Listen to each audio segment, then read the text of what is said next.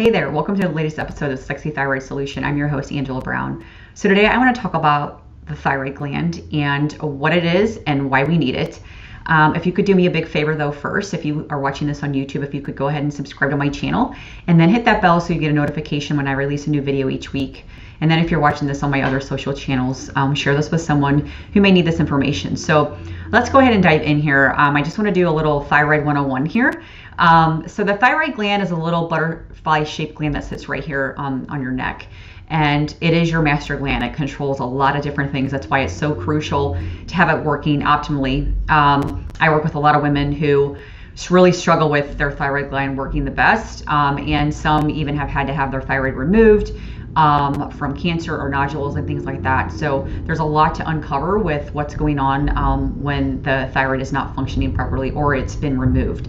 The thyroid is controlled by a lot of different things, but one of the main things is the big thing that the doctors usually check is something called TSH, which is thyroid stimulating hormone. This is actually not a thyroid hormone. This is something that is released from the brain. The pituitary gland up in your brain releases this, and it sends a signal to your thyroid to actually create or release more T3 and T4. T3 and T4 are your actual thyroid hormones that are the most important. T3 is your active. You only make about 20%. T4 is your inactive. So this is super important to understand because since you only make about 20%, you have to convert a pretty significant amount of your T4 over T3. That is not easy to do when it comes to an underactive thyroid. It's actually really difficult.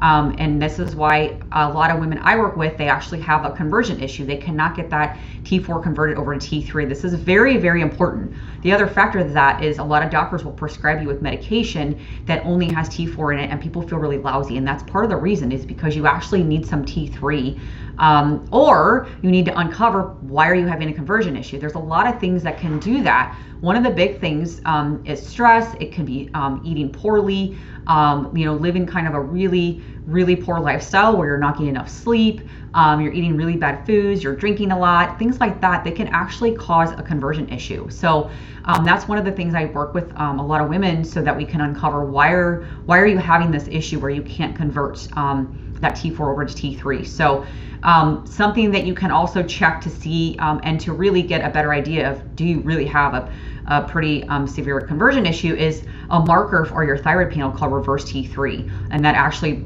is a marker that shows are you taking that T4 and instead of converting it to active T3, are you reverting it backwards? And that's why it's called reverse T3. It's an inactive form of T3. It's not active, so it doesn't do anything for you. So that's kind of just the basics. The other things that you really should have checked as well are your thyroid antibodies. TPO, which is thyroid peroxidase antibodies, and then TGAB, which is thyroid globulin antibodies. Those are two antibodies you want to have checked.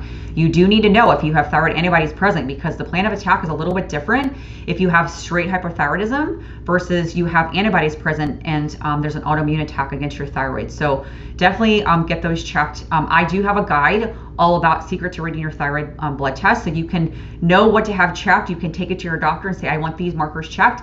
Then you also have the reference ranges on there that are more optimal versus the lab reference ranges usually are not the best. So if you have questions with that, definitely reach out and let me know, and I will see you in the next video. Bye.